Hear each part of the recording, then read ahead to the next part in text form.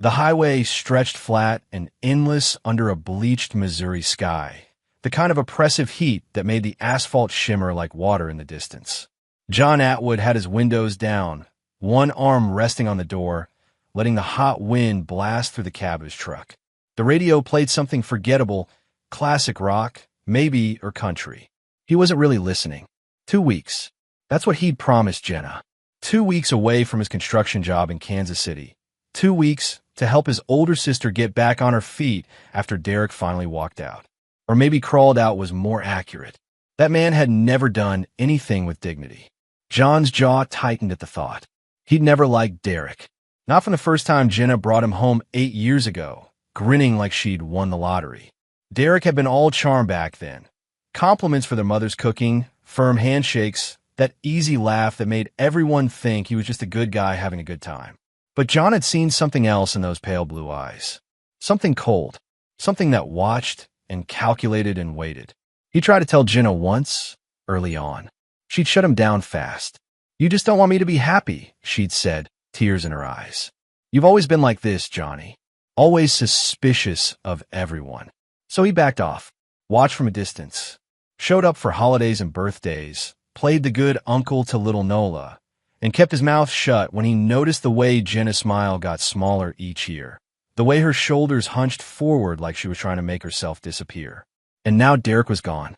3 months ago, according to Jenna's phone call. Just packed a bag one Tuesday morning and walked out without a word. Jenna had tried to sound relieved when she told him, but John heard the tremor underneath, heard the exhaustion. "I could use the help," she'd admitted quietly. "Nola's been having nightmares. And the bills are just, I'm drowning here, Johnny." So here he was, driving into Rivers Bend on a Saturday afternoon in late July, ready to do whatever Jenna needed. Paint rooms, fix broken faucets, mow the lawn. Whatever got her through this.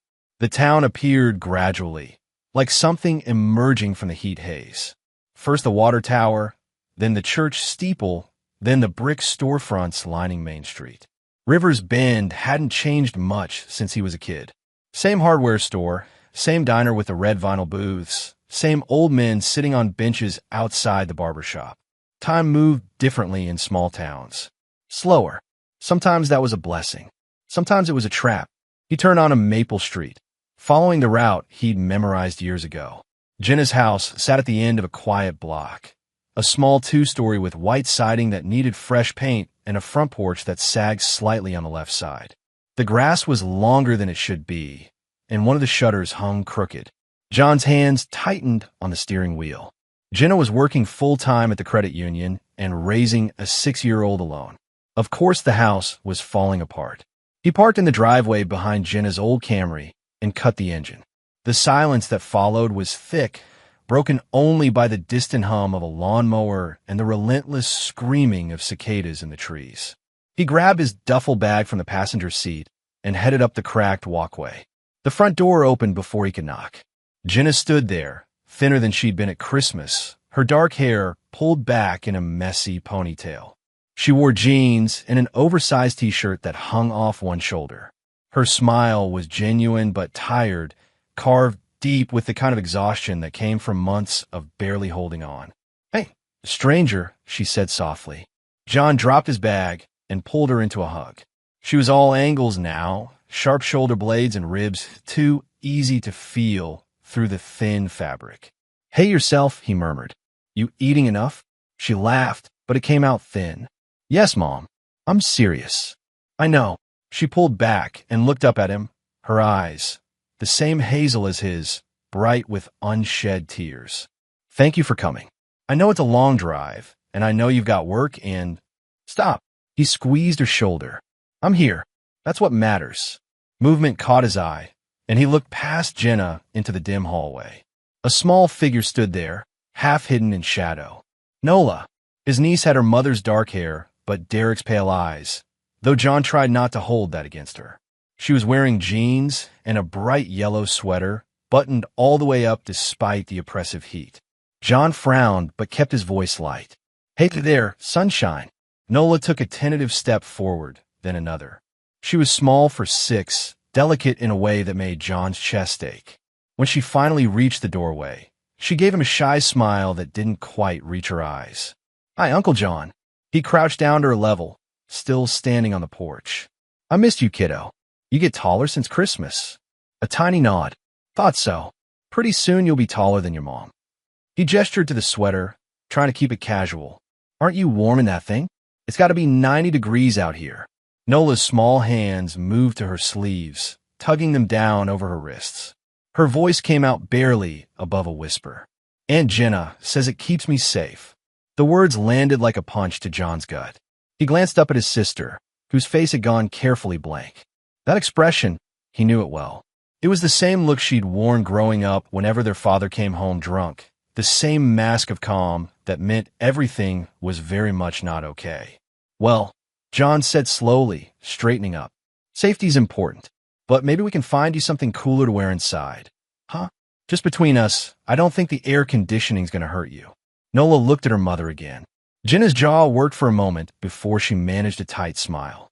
"Uncle John's probably right, sweetie. You can change into your t-shirt after lunch." "How about that?" Another small nod. John picked up his duffel and followed them inside, but the unease that had settled in his stomach refused to leave.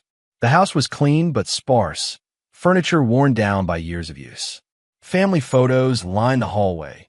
Nola as a baby, Jenna's wedding day, Christmases and birthdays frozen in time. Derek appeared in most of them, always standing slightly apart, his smile never quite matching everyone else's. Jenna showed him to the guest room upstairs, a small space with a single bed and a window overlooking the backyard. "Bathroom's across the hall," she said. "Towels are in the closet. Make yourself comfortable." "Thanks." He tossed his bag on the bed and turned to face her. "Jen, not right now." Her voice was quiet but firm. "Please, let me get through lunch, and then we'll talk. I promise." He wanted to push, wanted to demand answers about that yellow sweater and Nola's frightened eyes and the way his sister looked like she might shatter at any moment. But he'd learned patience over the years. Sometimes you had to let people come to you in their own time. "Okay," he said. After lunch. Lunch was grilled cheese sandwiches and tomato soup. Simple food served on mismatched plates. Nola picked at her sandwich, tearing it into small pieces but barely eating. Jenna made forced conversation about John's job, about the weather, about anything except the elephant in the room. John played along, but his attention kept drifting to Nola, to the way she flinched when a door slammed somewhere outside, to the careful way she kept her sleeves pulled down, to the shadows under her eyes that no 6-year-old should have. After lunch, Jenna sent Nola upstairs to her room for quiet time. "She needs to rest," Jenna explained. "She hasn't been sleeping well." "Nightmares?" John asked, remembering what she'd mentioned on the phone. Jenna's hands shook slightly as she cleared the table. "Yeah, bad ones." They moved to the living room, where John sank into the worn couch and Jenna perched on the edge of an armchair, her whole body tense. The afternoon light filtered through the curtains, painting everything in shades of gold and amber. Outside, the cicadas continued their relentless song. "Talk to me," John said quietly. Jenna's face crumpled. She pressed her hands to her eyes, shoulders shaking with silent sobs. John waited, giving her space to gather herself. When she finally looked up, her eyes were red and swollen. "It's Derek," she whispered. "He didn't leave. I mean, he moved out, but he won't stay gone." A cold fury began to build in John's chest, but he kept his voice level. "What do you mean?" "He still has a key.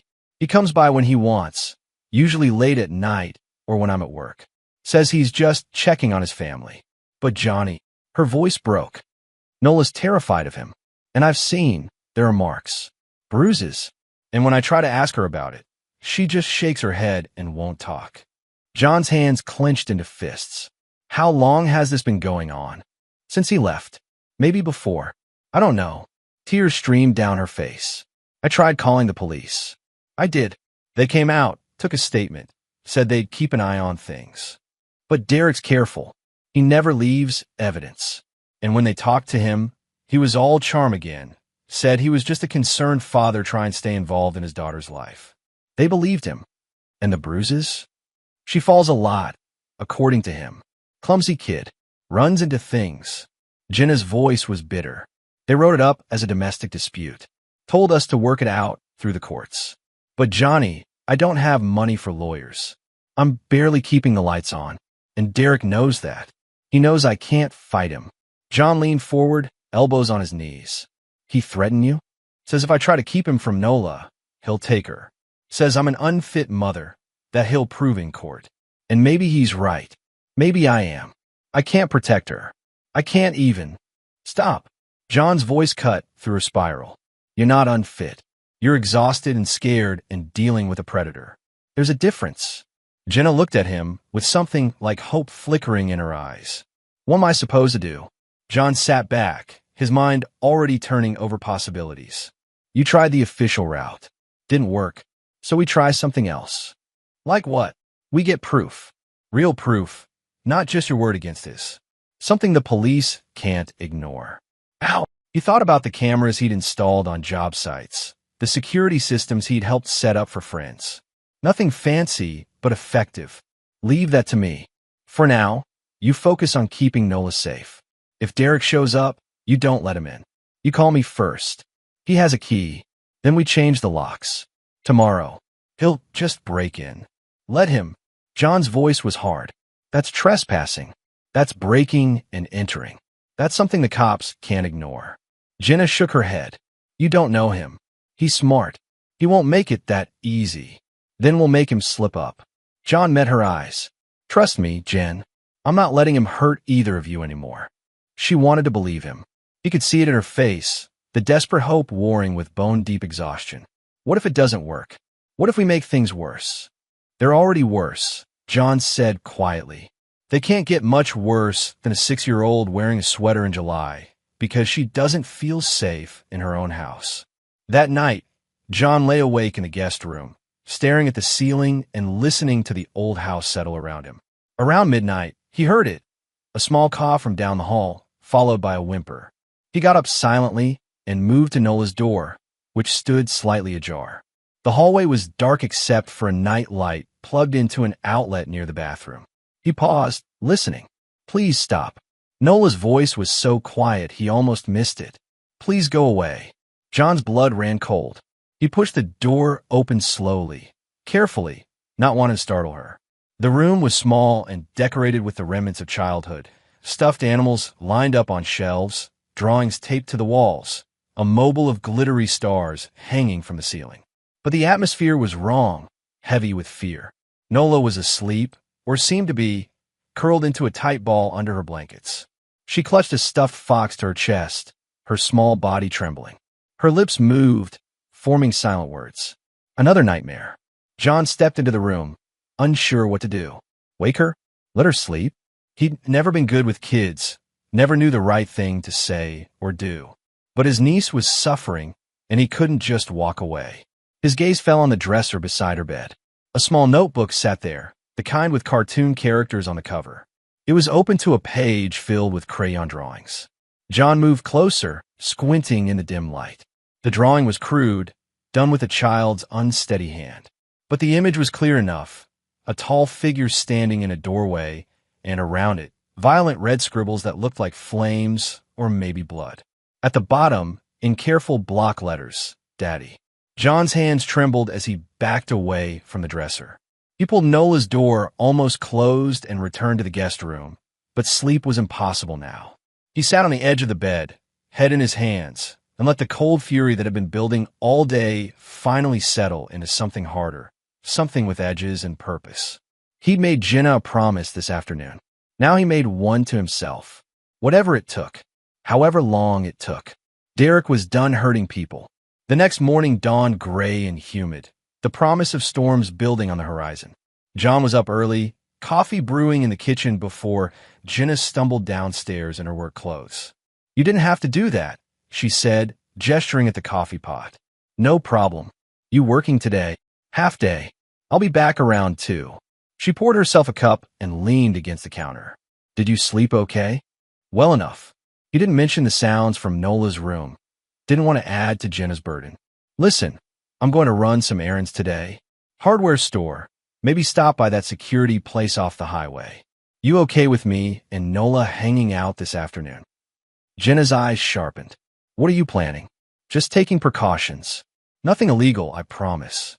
She studied him for a long moment, then nodded slowly. Okay, but Johnny? Be careful. Derek's not stupid. Neither am I. After Jenna left for work, John made breakfast, scrambled eggs, and toast that Nola picked at while sitting at the kitchen table. She'd changed out of the yellow sweater into a long-sleeve shirt. Still too warm for the weather, but an improvement. Uncle John. Her voice was small. Are you staying long? 2 weeks, remember? We talked about it yesterday. That's a long time. Is it? He sat down across from her. Maybe we can do something fun while I'm here. Go to the park, or maybe get ice cream. What do you think? Nola's face brightened slightly. I like ice cream. Me too. Chocolate's the best, right? Strawberry. She said it with the seriousness that only kids could manage when discussing important matters. Strawberry? Seriously? John made an exaggerated face. I don't know if we could be related anymore. A tiny giggle escaped her. It was the first time he'd heard her laugh, and the sound made something in his chest ache. When Nola finished eating, or rather, when she'd pushed her eggs around long enough that John decided not to push it, she asked if she could watch cartoons. He settled her in the living room with the TV on low and headed upstairs to her room. In daylight, the space looked even sadder. The cheerful decorations couldn't hide the tension that seemed to permeate the walls. John moved to the dresser and picked up the notebook he'd seen last night. He flipped through it carefully. Most pages held typical kid stuff, flowers, rainbows, stick figure families. But scattered throughout were darker images. The figure in the doorway appeared multiple times, sometimes with the red scribbles, sometimes drawn in heavy black crayon that had torn through the paper. On one page, a small figure cowered under a bed while the tall figure loomed above. John's jaw clenched.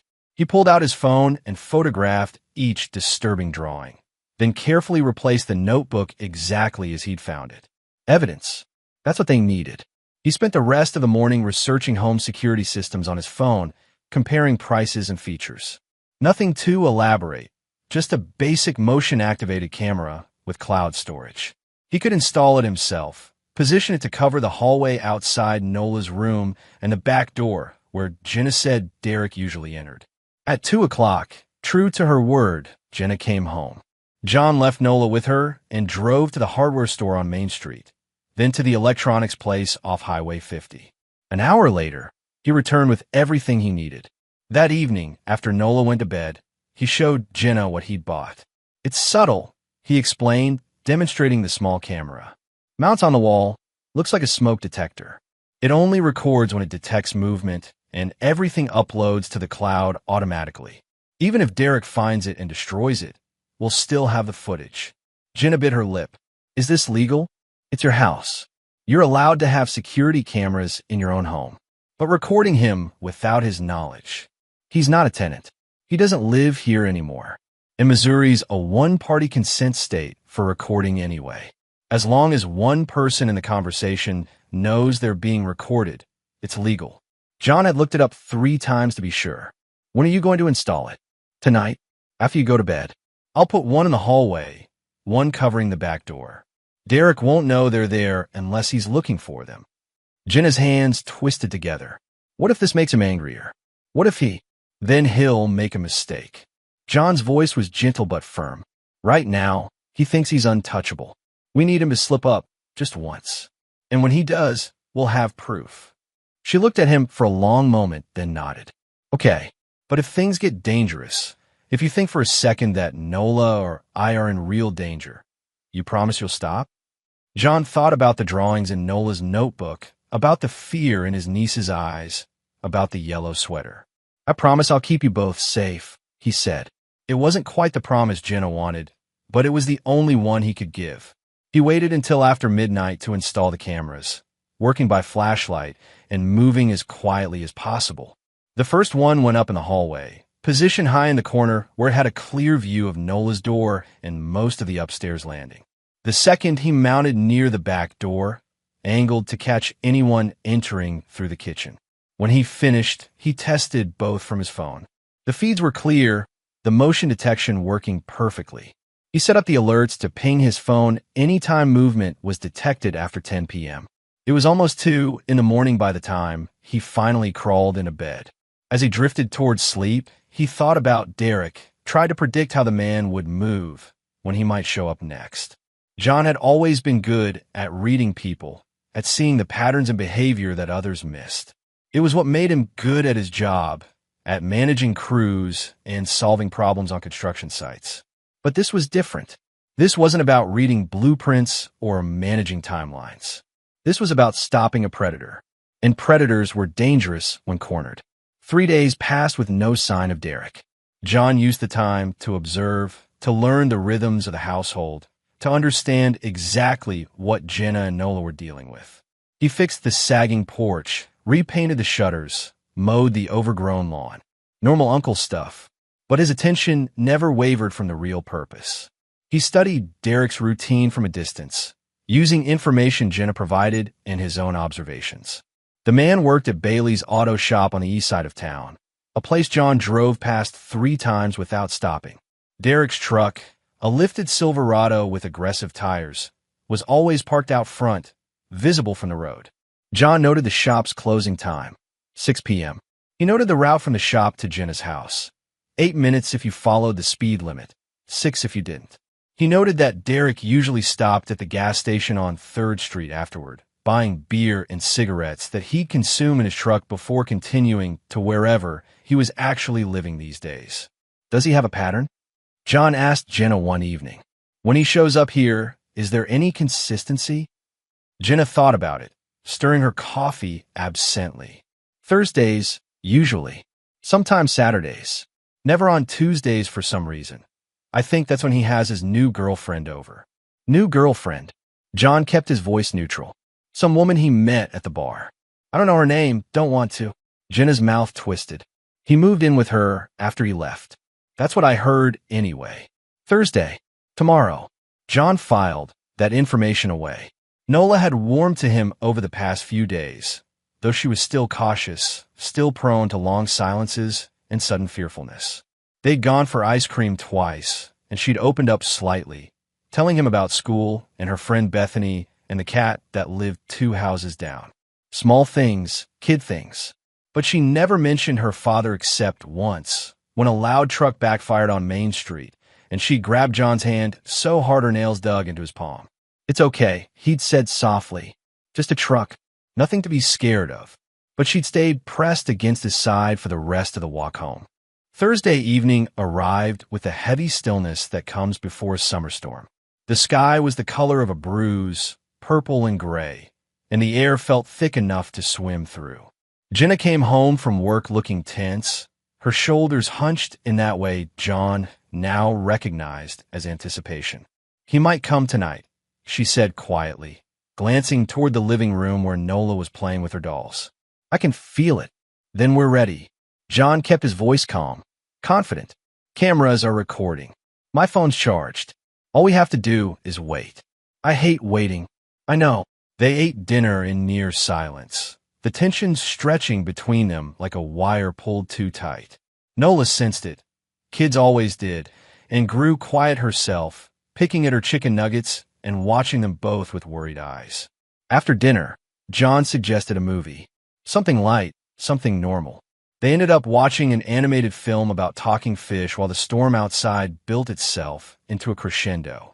Rain began to hammer the windows, and thunder rolled across the sky like artillery fire. Nola fell asleep halfway through, curled up against John's side. He carried her upstairs, tucked her into bed with the stuffed fox, and pulled the door almost closed behind him. The hallway camera's tiny LED blinked green in the darkness. Downstairs, Jenna was cleaning the kitchen with frantic energy, scrubbing counters that were already clean. John took the dish rag from her hands gently. Sit down, he said. You're going to wear a hole in the counter. I can't just sit. I need to do something. You're doing something. You're here. You're safe. Nola's safe. He guided her to a chair. That's enough for tonight. She sank into the seat, exhausted. What if he doesn't come? What if we're wrong about tonight? Then we wait for the next time. We have time, Jen. 2 weeks, remember? 2 weeks isn't enough to fix this. Maybe not, but it's enough to start. They sat together in the kitchen, listening to the storm rage outside. Around 10 o'clock, John's phone buzzed. Motion detected, front door camera. His pulse quickened. He pulled up the feed. A figure stood on the porch, partially obscured by the rain. Tall, broad-shouldered, wearing a baseball cap pulled low. The figure raised a hand and knocked, hard and insistent. "It's him," Jenna whispered, her face draining of color. "Don't answer. He'll just keep knocking. He'll wake Nola. Let him wake her. Let him make a scene." John's voice was steady, but his hands had curled into fists. "We need him to show his true face, remember?" The knocking continued, growing louder. Then Derek's voice, muffled by the door but still audible. "Jenna, open up. I know you're in there." John positioned himself between Jenna and the door, close enough to intervene if needed, but far enough back to stay out of the camera frame. His phone was recording audio now, capturing every word. "Jenna," the doorknob rattled. "This is ridiculous. I just want to see my daughter." Jenna's voice shook when she called back. "It's late, Derek. She's sleeping. Then wake her up. I'm her father. I have rights. You can see her this weekend, when it's reasonable." A pause. Then Derek's voice dropped to something colder, more dangerous. "Open this door, or I swear to God." "Or what?" John's voice cut through before he could stop himself. He'd promised himself he'd stay quiet, stay in the background. But the threat in Derek's tone had triggered something primitive, something protective. Silence on the other side of the door. Then, "Who the hell is that? You got a man in there, Jenna? That's why you're keeping me from my kid." "It's her brother," Jenna said, her voice gaining strength. "And you need to leave. Her brother." Derek laughed, sharp and ugly. "John, right? The construction worker? You think you can keep me from my own family?" John moved closer to the door, but didn't open it. "I think it's 10:30 on a Thursday night, and you're drunk, and you need to go home." "I'm not drunk." "Then leave like a sober person would." Another pause. John watched the door, every muscle tensed. He'd seen men like Derek before, men who projected control, but were always one push away from violence. The trick was not giving them an excuse. "This isn't over," Derek finally said, his voice carrying the weight of a promise. "Tell Nola I'll see her real soon." The figure on the camera feed turned and walked back to the truck parked at the curb. A minute later, the engine roared to life and the taillights disappeared into the rain. Jenna collapsed against the wall, shaking. "He knows you're here now." "Good." John was already reviewing the recording on his phone, making sure it had captured everything. "Let him know I'm here. Maybe it'll make him think twice. Or it'll make him more dangerous. Either way, we have this on record. Him showing up late, trying to force his way in, making threats." John looked at his sister. "That's a start. But it wasn't enough. Not yet." Derek had been careful, hadn't actually done anything illegal. Showing up at your ex's house wasn't a crime, even if the intent was clear to anyone paying attention. They needed more. Friday passed quietly, though the tension in the house remained thick. Nola asked about the knocking from the night before, and Jenna deflected with practiced ease, saying it was just a neighbor with a question. John wasn't sure the girl believed her. Saturday afternoon, John was in the garage sorting through Jenna's toolbox, mostly looking for an excuse to think when his phone buzzed again. Motion detected, back door. He pulled up the feed. The door was opening. His blood went cold. Someone had a key. John moved fast, keeping his footsteps light as he crossed through the kitchen toward the back entrance. Through the window and the door, he could see a figure entering. Familiar build, familiar movements. Derek. John reached the door just as Derek stepped fully inside. They stood facing each other in the narrow laundry room, and for a moment neither man spoke. Up close, Derek looked worse than John remembered. His face was harder, lines carved deep around his mouth and eyes. He wore grease-stained work clothes and smelled of motor oil and stale beer. Those pale blue eyes, Nola's eyes, unfortunately, held no warmth. "You're trespassing," John said quietly. "It's my house." Derek's voice was flat, matter of fact. "I pay the mortgage. You moved out 3 months ago. You don't live here anymore. Still my house. Still my family." Derek took a step forward. John didn't move. "Where's Nola?" "At a friend's." "Bullshit. It's Saturday. She never goes to friends' houses on Saturday." Derek's jaw clenched. "You got 30 seconds to get out of my way, or we're going to have a problem." John felt the familiar coldness settling over him, the same calm that came before a fight. He'd been in a share of confrontations on job sites, knew how to read the moment before violence erupted. We already have a problem. The problem is you thinking you can walk into this house whenever you want. I have a key. That doesn't give you the right to be here. I don't need your permission to see my daughter. Yeah, John said softly. You do. Derek's face twisted. Move. No. The moment stretched, taut, and dangerous. Then Derek's hand moved toward his pocket, and John's instinct screamed. He shifted his weight, ready to block or dodge, but Derek only pulled out a pack of cigarettes. Jenna always was weak, Derek said, lighting up despite the no-smoking rule Jenna had always enforced. Needed someone to tell her what to do. I did that for her. Took care of her. And this is how she repays me. Lets her loser brother move in. Starts playing guard dog. John didn't take the bait. She's doing fine without you. Is she? Derek took a long drag. Blew smoke in John's direction. Working herself to death. Can barely keep the lights on. Kids having nightmares every night. Yeah, she's real fine. Funny how those nightmares started after you left. Derek's eyes went flat. Watch yourself. Or what? Or, I'll make you regret it. The threat was casual, delivered with the same tone someone might use to discuss the weather. You think you're protecting them? You're making things worse.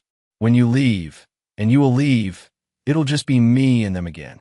And I'll remember every second of this conversation.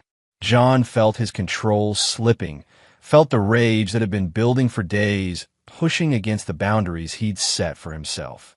But losing control meant losing the upper hand. So he swallowed it down and kept his voice level. Here's what's going to happen, he said. You're going to leave. You're going to give me that key. And you're not going to come back unless Jenna specifically invites you. If you want to see Nola, you arrange it through her mother like a normal person. Derek laughed.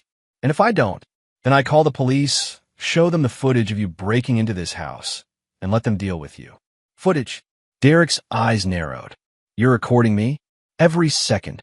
John nodded toward the camera mounted near the ceiling. Smile for the cloud. Derek's face went through several expressions. Surprise, anger, calculation. Then he smiled, and it was the coldest thing John had ever seen. You're clever. I'll give you that. But clever doesn't mean smart. You have no idea what you're starting. I'm not starting anything. I'm finishing it. We'll see.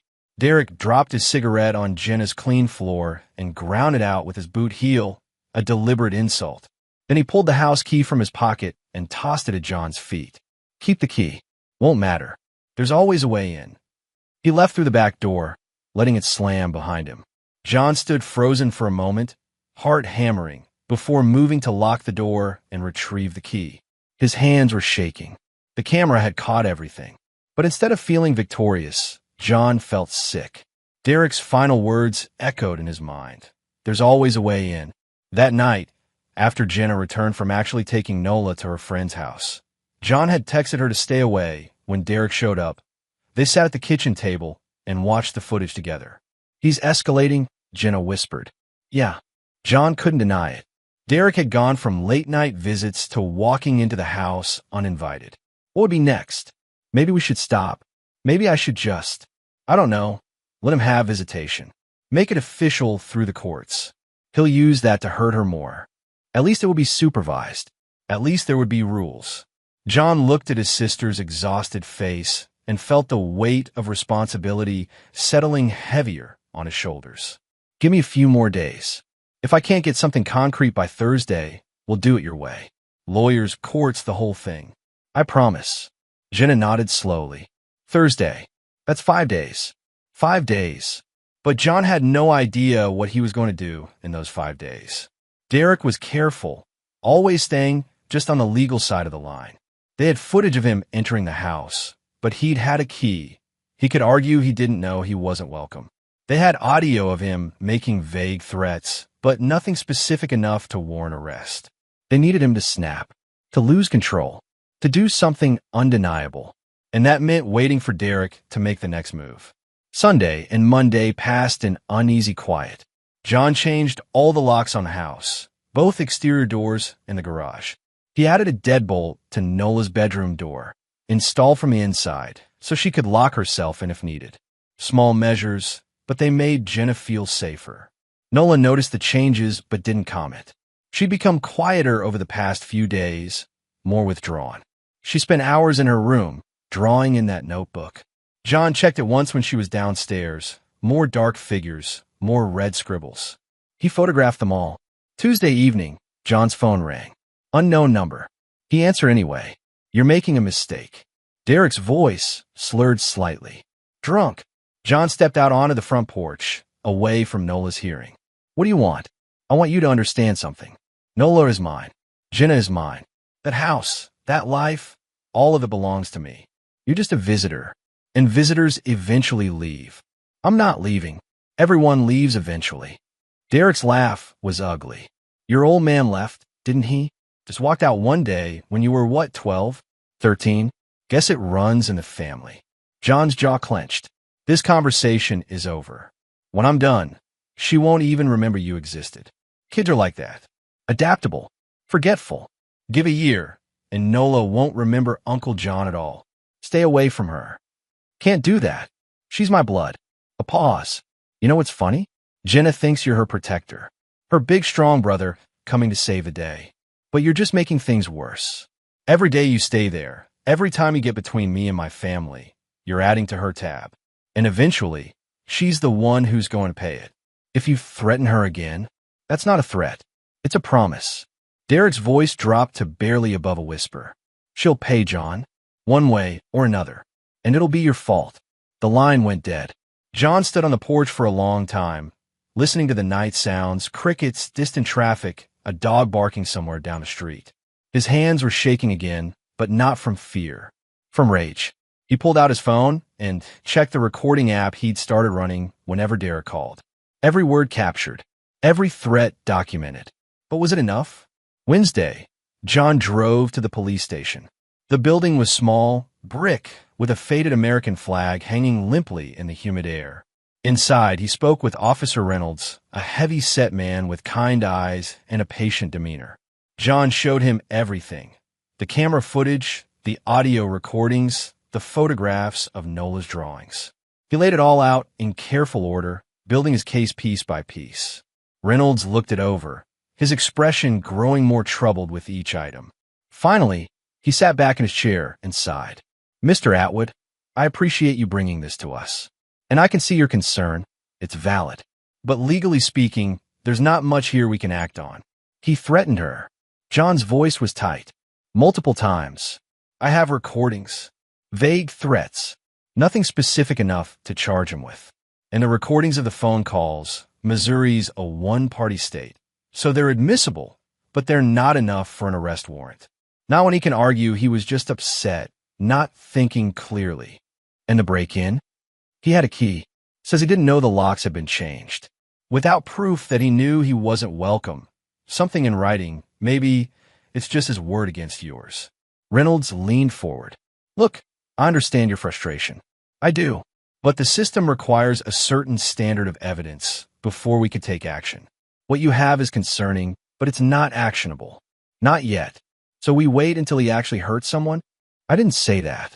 Reynolds pulled out a business card and wrote something on the back. "This is the number for a family law attorney in Springfield. She's good, deals with custody cases all the time. Your sister should call her, start building a legal case for restricted visitation. That's her best bet." John took the card, knowing it was useless. Jenna didn't have money for lawyers. They both knew it. The system wasn't built for people like them. In the meantime, Reynolds continued. "Document everything. Every visit, every call, every interaction. If he violates any restraining order, and your sister should definitely file for one, we can act immediately. But right now, my hands are tied." John left the station feeling hollow. The law was supposed to protect people like Nola, like Jenna. But the law had loopholes, and men like Derek knew exactly how to exploit them. He sat in his truck for a long time, thinking. Then he pulled out his phone and started researching. If the law couldn't protect them, he'd have to do it himself. Thursday evening arrived like a ticking clock. Jenna was a wreck, jumping at every sound, constantly checking the windows. John had sent her to pick up Nola from her friend's house and asked her to stay there for dinner. Give him a few hours away from the house. Because tonight, if Derek followed his pattern, he'd show up again. And this time, John would be ready. He double-checked the cameras. Both were recording, batteries full, cloud storage working perfectly. He'd added a third camera, this one positioned in the living room, disguised as a picture frame. 3 angles, 3 recordings. No way for Derek to claim he was misunderstood. Around 8 p.m., John's phone buzzed. Motion detected, front door. Here we go. He stayed in the kitchen, just out of sight, phone recording. On the camera feed, he watched Derek try the new locks, realized they wouldn't open, then pound on the door. Jenna, open this door. John waited. Let him get angrier. Let him show his true self. I know you changed the locks. That's illegal. This is my house. More pounding. Then the sound of something breaking. Derek had kicked one of the potted plants on the porch, sending it crashing down. You can't keep me out. You hear me?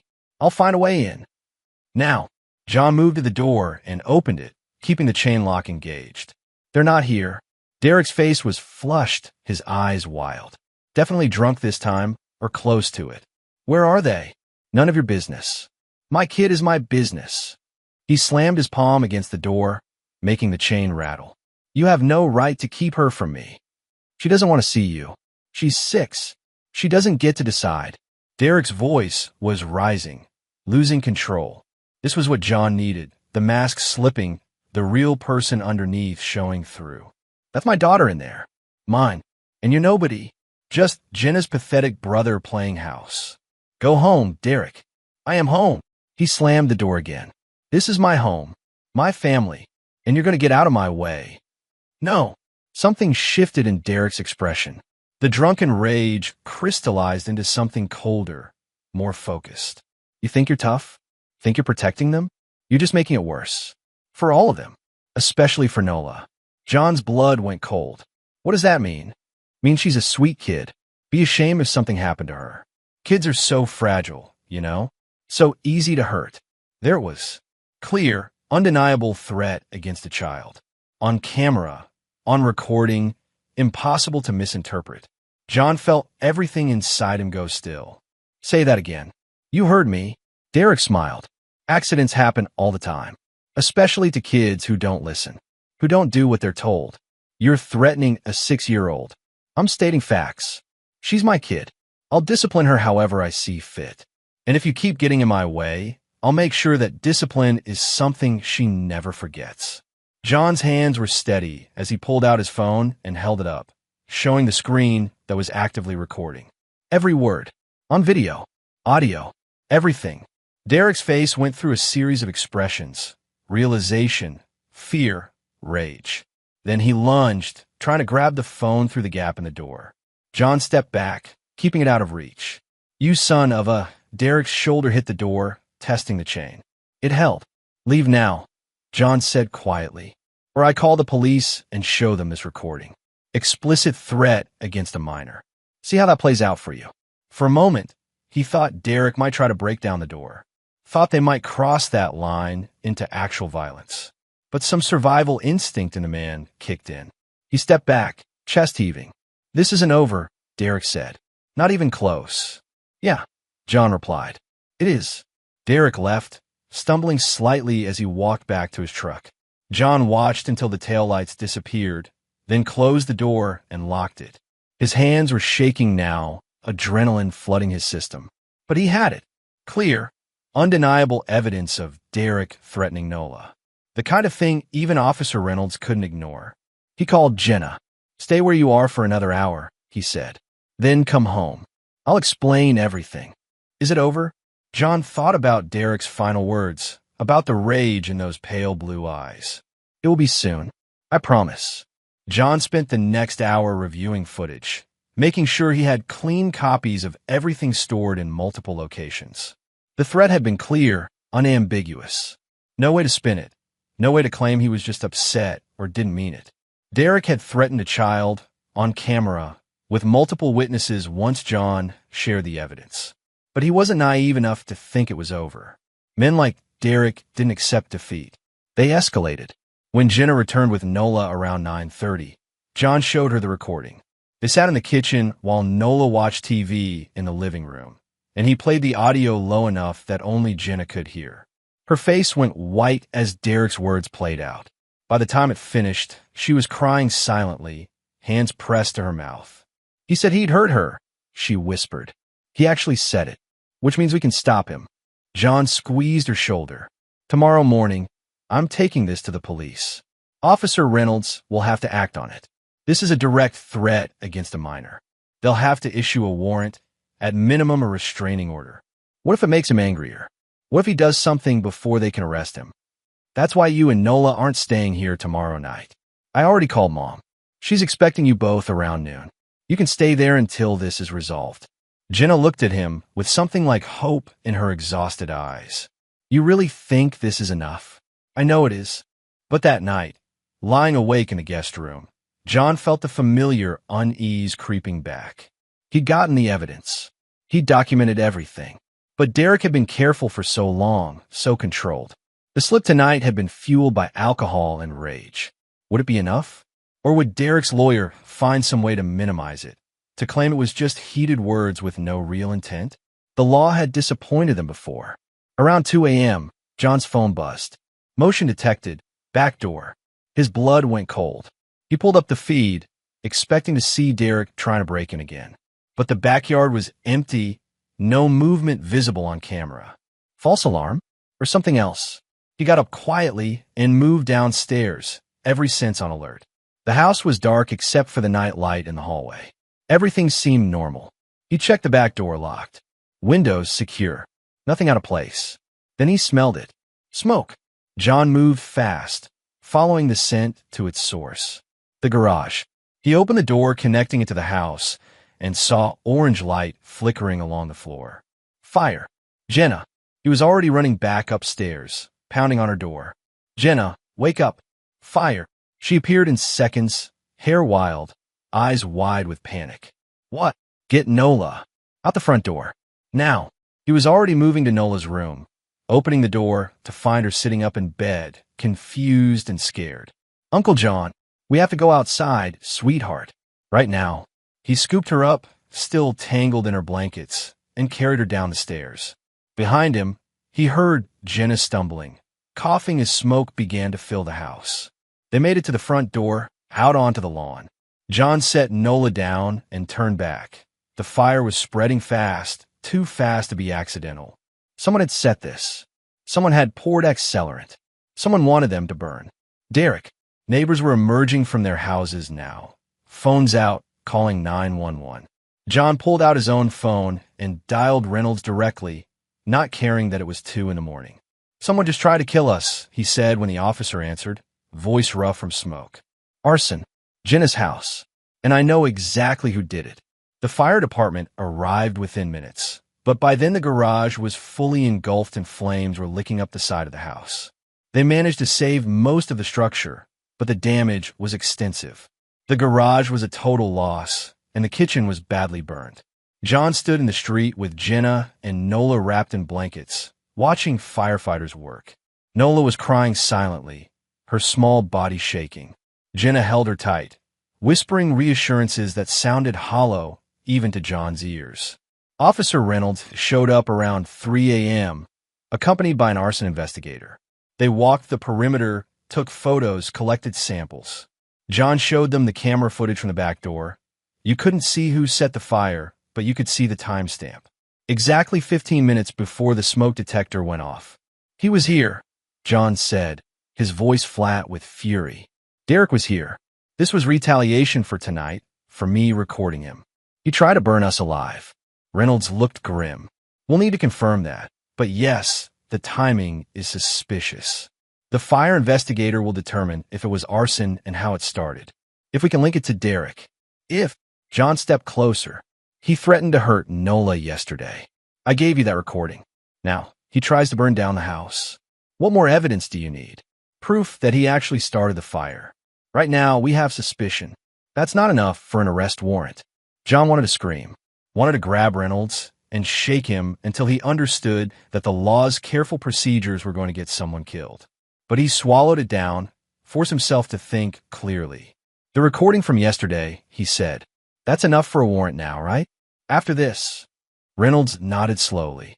Combined with the arson, yes. We can bring him in for questioning at minimum, and I'll request an emergency restraining order. The judge will grant it once she sees everything together, the threats, the fire. He won't be allowed within 500 feet of your sister or niece. When? First thing this morning, as soon as the judge's office opens. John looked at Jenna, who was still holding Nola, both of them covered in soot and smoke. They're going to stay with our mother until he's arrested. That's smart. The restraining order will specify that he's not allowed contact at any address, not just this one. It was nearly dawn by the time the firefighters declared the scene secure, and John was able to go back inside to grab essentials. Clothes, Nola's stuffed animals, Jenna's work documents. The smell of smoke was overwhelming, and everything was covered in a fine layer of soot and ash. He moved through the house methodically, packing bags, checking what could be salvaged. In Nola's room, he paused. The walls were blackened, the cute decorations ruined. But her bed was untouched, and on the pillow sat the stuffed fox she'd dropped when he carried her out. John picked it up, tucked it carefully into the bag. A small comfort in a nightmare. By 7 a.m., Jenna and Nola were on the road to their mother's house in Oakville, 2 hours away. John had wanted to go with them, but someone needed to stay and handle the insurance, coordinate with the police, make sure the house was secured. And besides, he had unfinished business. He waited at the house until 9, when Officer Reynolds called. "We have a warrant," Reynolds said. "Going to pick him up now. The restraining order is in place. He's not allowed any contact with your sister or niece. I want to be there when you arrest him. That's not. I want to see his face when he realizes he lost." A pause. "Meet us at Bailey's auto shop. 10 o'clock. But you stay in your vehicle." "Understood. Understood." John was there at 9:45, parked across the street where he had a clear view of the shop. Derek's truck was in its usual spot, which meant the man had the audacity to go to work after trying to burn down his family's house. At exactly 10 a.m., 2 police cruisers pulled up.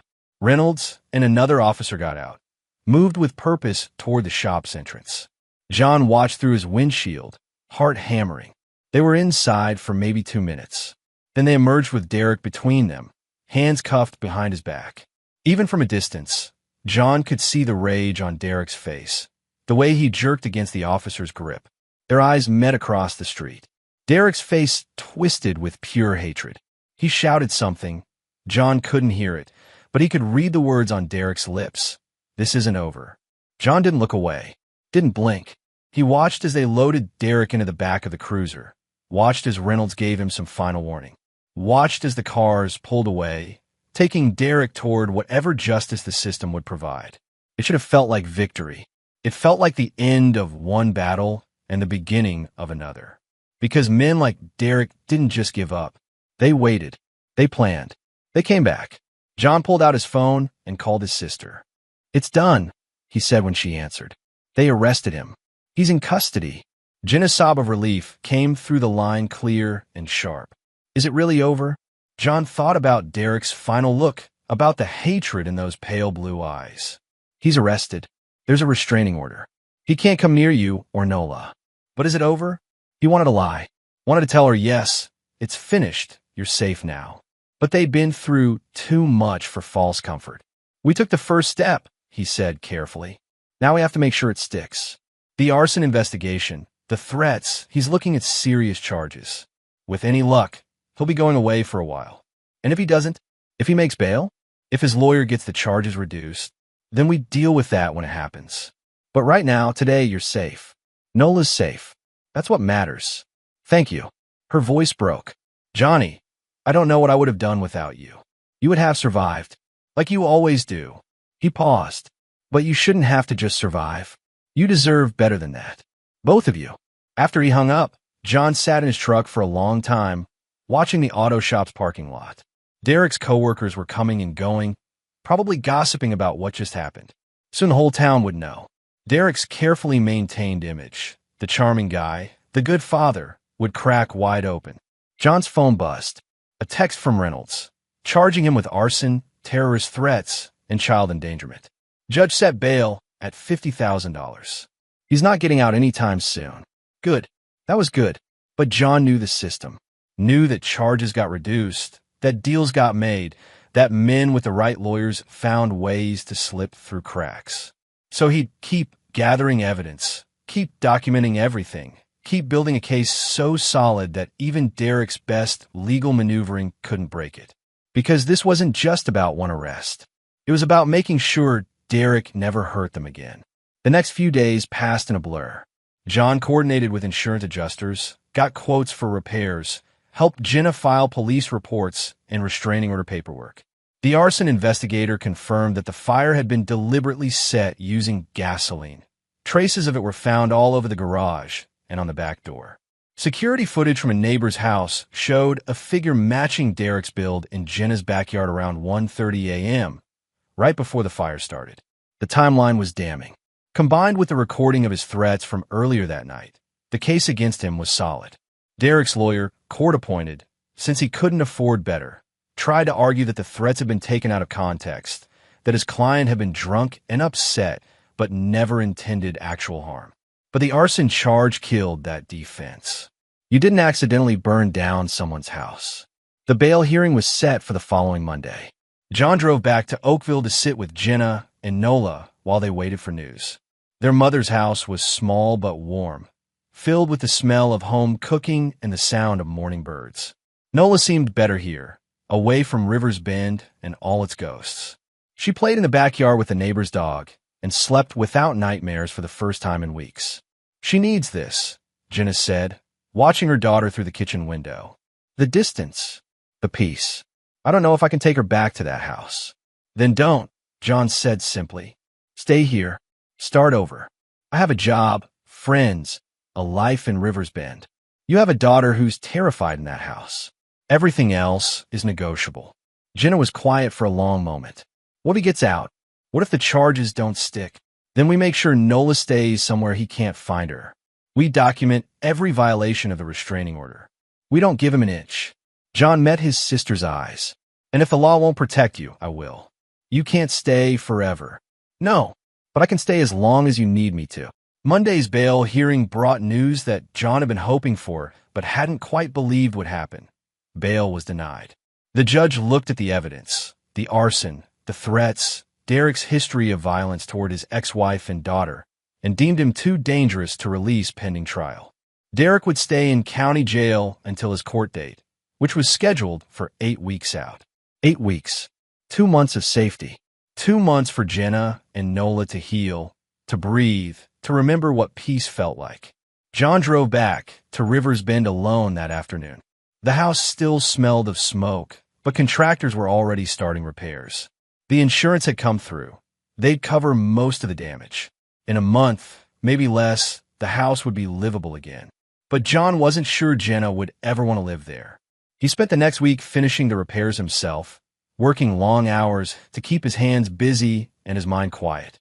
Nights were the hardest. That's when the adrenaline would wear off, and he'd be left with the memories of that night. The smell of smoke, Nola's terrified face, the sound of Derek's threats playing on loop in his mind. He'd won. They'd won. Derek was locked up, facing serious charges that would likely put him away for years. So why didn't it feel like victory? 3 weeks after the arrest, John drove back to Oakville for the weekend. Jenna had made her decision. She was staying with their mother. She'd given notice at her job, enrolled Nola in the local elementary school, started the process of filing for sole custody and a permanent restraining order. I can't go back, she told John over coffee Saturday morning. Nola was still sleeping, exhausted from a full day of playing at a nearby park. Every time I close my eyes, I see that house burning. I can't put her through that. You're doing the right thing. John meant it. Fresh start, far away from Derek and all the pain he represented. It was the smartest move. What about you? Jenna asked. Are you going back to Kansas City? John thought about his apartment there, his job, his life. It all felt distant now, unimportant. Eventually, but I want to see the trial through first. Make sure he actually gets convicted. You've done so much already. Not enough. He wouldn't feel like it was enough until Derek was behind bars for years, until the threat was completely neutralized. Maybe not even then. Sunday afternoon, John sat on the back porch with Nola while Jenna took a nap inside. The girl was drawing again, but the images were different now. flowers and rainbows and stick figure families that actually looked happy. Uncle John, she spoke without looking up from her drawing. Is my dad coming back? John chose his words carefully. Your dad made some bad choices. He hurt people, so he has to stay away for a long time. How long? A long time. Nola was quiet, her crayon moving across the paper in careful circles. Good. That one word, spoken in her small voice, carried the weight of everything she'd endured. John's throat tightened. You're safe now, he said quietly. You and your mom both. I promise. She finally looked up at him, those pale blue eyes, her father's eyes, meeting his. But there was no trace of Derek in them now. Just a kid who'd survived something no child should have to face. I know, she said simply. Then she went back to her drawing. John stayed for another week, helping his mother with repairs around her house, spending time with Nola, making sure Jenna was settling in okay. But eventually, his leave from work ran out. He had to go back to Kansas City, back to his life. The night before he left, Jenna walked him out to his truck. The summer air was finally cooling, a hint of autumn in the breeze. I can never repay you, she said, for everything you did, for believing me, for staying. You don't have to repay anything. John pulled her into a hug. You're my sister. That's what family does. Not all families. Her voice was muffled against his shoulder. Dad never did. Yeah, well, we're not him. She pulled back, tears in her eyes, but smiling. No, well, definitely not.